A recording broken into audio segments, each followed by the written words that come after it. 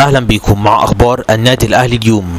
خبرنا الاول: نادي الزمالك يتقدم بشكوى ضد احمد شوبير. اعلن الزمالك عن بيان جاء ملخصه: تقدم الزمالك بشكوى للمجلس الاعلى للاعلام ضد احمد شوبير.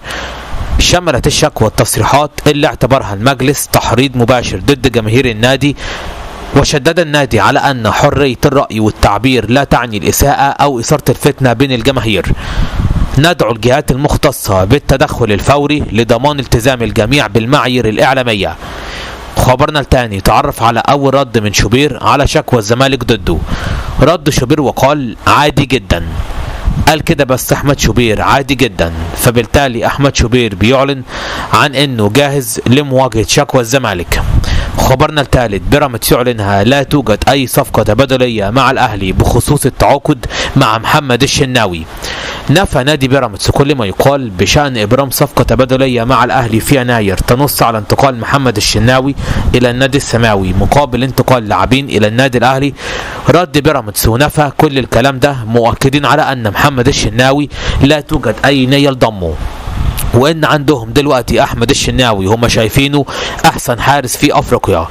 خبرنا الرابع: النادي الأهلي تعليقا على ضم توفيق محمد. مفيش لسه أي حاجة مع إدارة بتروجيت، على الرغم من خروج بعض الإعلاميين ليؤكدوا على إن خلاص توفيق محمد وقع للنادي الأهلي وسينضم في يناير.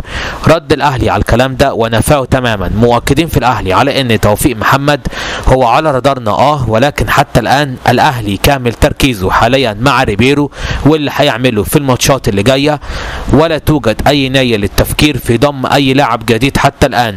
لسه بدري خالص على الصفقات لما نستقر الأول في النادي الأهلي، وده كلام المصدر كده بالحرف، لما نستقر الأول في النادي الأهلي على المدير الفني اللي هيكمل معانا الموسم، وبعد كده نشوف الصفقات. خبرنا الخامس: والد زيزو يهدد برحيل اللاعب للاحتراف الخارجي. تحدث والد زيزو وأكد على أنه في حال عدم معاقبة الناس اللي شتمت زيزو من جماهير الزمالك فإنه قد يجعل زيزو يحترف ويمارس الكورة خارج مصر.